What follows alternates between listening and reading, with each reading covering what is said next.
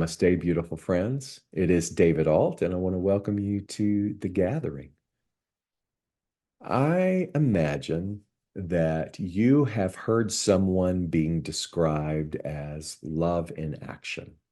You look at their life, you look at the way in which they show up in the world, and they do these amazing things. And so it feels very appropriate to use that as a way to describe them. Perhaps someone has used that as a way to describe you. And right now, I want to offer to you that that is truly the only way to describe what is life. It is love in action, without any variables, without any exceptions.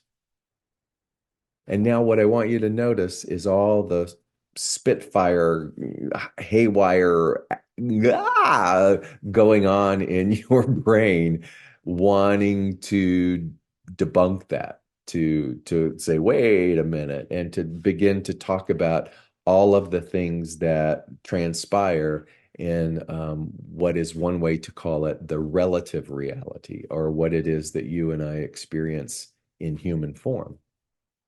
But is what we experience in human form ultimate truth? And so I think it does good for us to kind of jump to what is that ultimate thing, even if it's a feeble attempt, because remember, we're finite and what we are trying to describe is infinite. But it's love in action, love on display, without exception, without exception. And so again, you can watch how our psyche just goes haywire in wanting to defend the sort of lesser displays of what we think reality is. And this is where it gets really interesting, because if you are on a deliberate path of being love in action, in other words, matching that which is the infinite nature of all, then we're going to come across some crossroads. We're going to have to continue to look at the way in which we default back to grasping and clinging and operating from all kinds of things, be it the the need to self-preserve, or the need to keep score, or the need to create stronger boundaries, or the need to fill in the blank, you see, justify. So we've got all of those. I share those with you. And those things are sort of like an ongoing weekly grocery list that we keep restocking, and we keep revisiting, and we keep reconsuming over and over again, until we keep coming to these moments where there's a little bit of a break in the loyalty to all of that. And we start to consider, wait a minute, what truly is true? What is this thing, capital R reality? How do I bring integrity to a principle that tells me that all that is truly going on is a divine design? How do I move that from beautiful words on a page or beautiful concepts in this mind to an embodiment of myself and you and all of us returning to our true state, which is love in action? Ooh, it's a practice. It's an ongoing practice that really gets buoyed by a couple of things. Number one, practice. Number two, environment. Beginning to really become extremely mindful of person, place, and thing, the consumption of all of that which is out there, and but using all of that which is out there as the practice point, the thing that helps us to look beyond the illusion. So it's not about escaping from the world. It's not about pushing people away. It's allowing the things and the situations and the relationships to be the things that help us practice to be love in action. So, for example, this past week, I I drove uh, about 3.5 hours to take a meeting. I'm involved in some fundraising for my foundation, which is a global education foundation. And there was an opportunity that presented itself. Now, if I operated from old models, I would put a lot of pressure on this meeting. I would put a lot of pressure on myself about how am I going to show up? How am I going to say it right? I probably would spend that 3.5 hour drive practicing. Um, and I would arrive, no matter how beautiful the outer mask is of composure, I would arrive with a whole bunch of things internally that was ranging from expectation to hope to the possibility of loss. I mean, you realize that. Whereas if I were to practice showing up as love in action, I just look at that opportunity. I take this meeting. It feels like this is something I should do. I take this opportunity to just be love in action, to talk about where I am involved and why I am involved and how it came to be, and then practice leaving it there and driving back home. Practice leaving it there.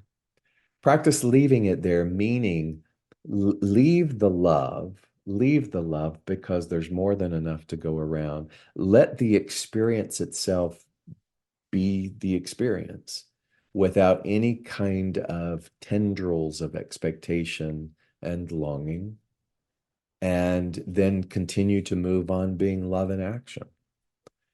And that takes some getting used to because my mind, I'm sure you can relate to this, the egoic part of mind goes, but you need, time is running out.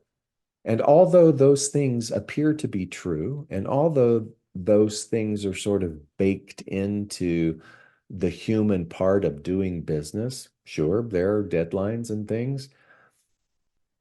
I have to ultimately remember that each of these opportunities of exchanging creativity or showcasing or opening your heart and allowing others to understand what it is that is your dharma in the world, that you do that again by noticing the ways in which you want to attach things to it and to begin to practice non-attachment.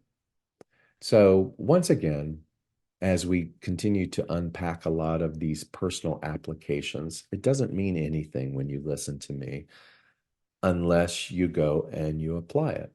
It doesn't mean anything. It doesn't change even my life as much as I devour this information and meditate on it and do what it is that I feel that I can do to align with it.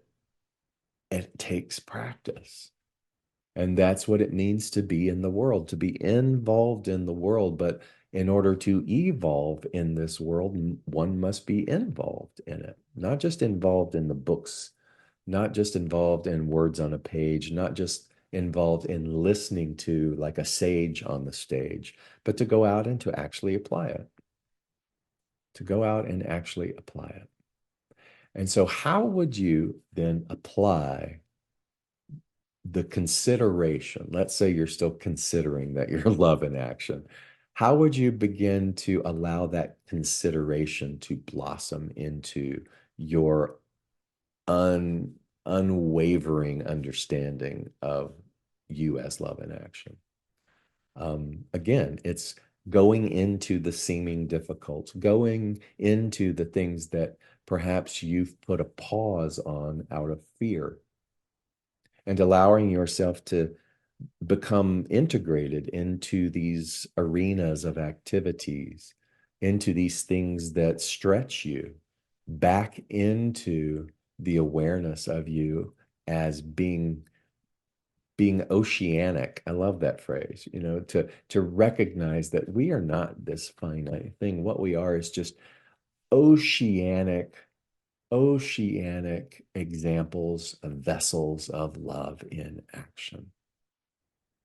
How might you begin to start each day with some type of mantra that says, I am an oceanic vessel of love in action? And the beautiful thing about the metaphor of the ocean and water is that water just sort of navigates its way through around any seeming obstacle. It doesn't meet the obstacle and then go and get all wigged out because now it seems as if there's no way to continue. It just allows the obstacle to be the sort of embankment that pushes it and allows it to go into all these different directions that perhaps it wouldn't have gone before. It's fluid. So you and I waking up each morning as oceanic vessels of love in action also requires us to watch the way in which we go from one thing to another. And so one of the other helpful tips that you might be able to practice then is be careful the way in which you exit an experience. Because if we exit an experience kind of like this, with this kind of energy, we automatically take this kind of energy into the next experience. How we leave is how we enter. And you can look at that from a broader perspective, how you left a religion or a relationship or a family situation. How you left that is still being carried with you and becomes a veil. If it's not left with love in action, it becomes a veil to your love in action. It's kind of the saying, wherever you go, there you are. Geography doesn't clear that up. The willingness in our mind to return to love and action is what restores. And so it's a good thing to pause sometimes and to re-examine certain pivotal things within life and to go, did I leave that with love? Did I let go of that thing with love, or did I let go of that thing or that person or that situation or that encounter with rage or with all kinds of things flavored with revenge? And you start to see again that weighs heavy on even the way that we are now. We're kind of fooling ourselves into thinking that by moving away from it or creating a stronger boundary that we are free. We're not free. Freedom is reclaiming yourself, understanding that what you are is love and action, and acting accordingly. Acting accordingly. And so it's showing up without expectation. It's showing up, but practicing showing up, just being love in action without any kind of attachment to that. It's re-examining the exiting and the entrancing into all facets of our lives.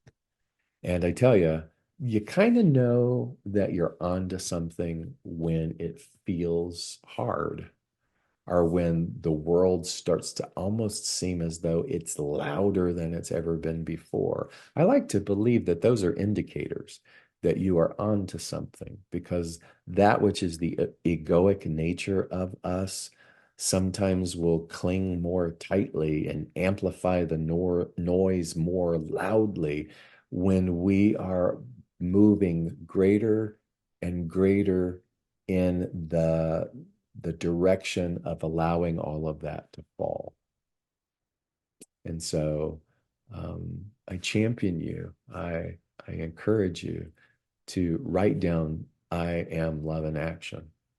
I am the oceanic vessel of love and action. And then listen, listen, Listen to the nudges, listen to the intuition, listen to the empathic nature, the beautiful empathic nature of you that calls to you to move into territories that before might have frightened you. And just allow yourself to show up, to be. Trust that you are enough because, my friend, you are enough. You've always been enough. You've always been enough. And together, you and I not only can reawaken to that truth for ourselves of being love in action, but just become this model for others to also reawaken as well. Much love.